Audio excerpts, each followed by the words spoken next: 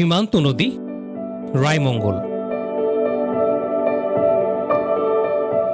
স্রোতে ভাসমান শূন্য রেখা, ঘন জঙ্গল আর বিস্তীর্ণ জলরাশি। বয়সিং বিউপি স্থাপিত হওয়ার পর থেকে সীমান্ত অপরাধ শূন্য কোটায় নেমে আসছে।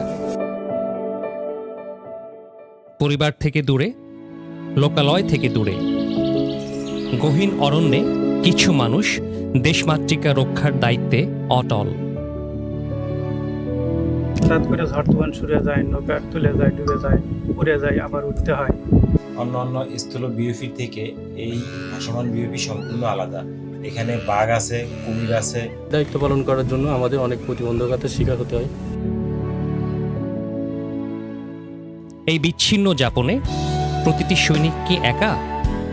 আমার পরিবার থেকে অনেক দূরে আসার পরেও এখানে সবার সাথে এখানে একটা পরিবারের মতো আমার হয়ে গেছে।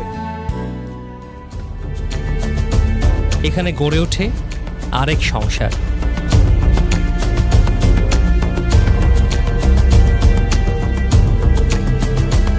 পেশাদারিত্ব, পারস্পরিক বোঝাপড়া আর নির্ভরতায় সহযোদ্ধারাই হয়ে ওঠেন আরেকটি পরিবার।